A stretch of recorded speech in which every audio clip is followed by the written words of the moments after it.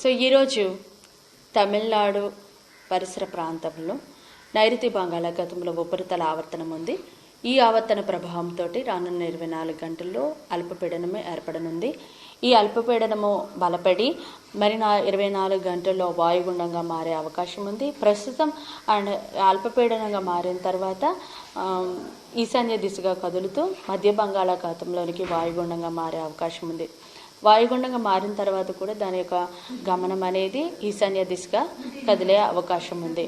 దీని ప్రభావం వలన మన ఆంధ్ర రాష్ట్రం మీద మాత్రం తేలికపాటి వర్షం మాత్రమే ఉంటుంది.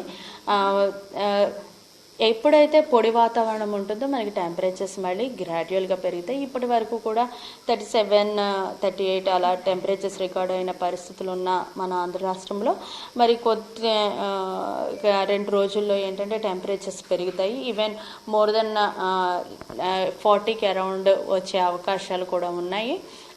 మార్నింగ్ అంతా టెంపరేచర్స్ ఉండి ఆఫ్టర్నూన్ 1 లేదా 2 చోట్ల క్లౌడ్ డెవలప్ అయ్యి తేలికపాటి వర్షాలు కూడా ఉండే అవకాశం ఉంది. 1 లేదా 2 చోట్ల మాత్రమే ఉంటాయి. ఎక్కడైతే ఈ యొక్క క్లౌడ్ డెవలప్ అయ్యి ఉరుములు మెరుపులతో కూడినటువంటి జల్లులు ఉంటాయో అక్కడ మాత్రమే ఈదురుగాలులు ఉంటాయి. ఈదురుగాలుల యొక్క వేగము గంటకు 30 నుండి 40 వరకు ఉండే అవకాశం ఉంది. రానున్న 5 రోజులు కూడాను ఈ యొక్క తేలికపాటి వర్షాలు 1 లేదా 2 చోట్ల ఉంటాయి. అలాగే మార్నింగ్ పగటి ఉష్ణోగ్రతలు కొంచెం పెరగడానికి కూడా అవకాశాలు ఉన్నాయి.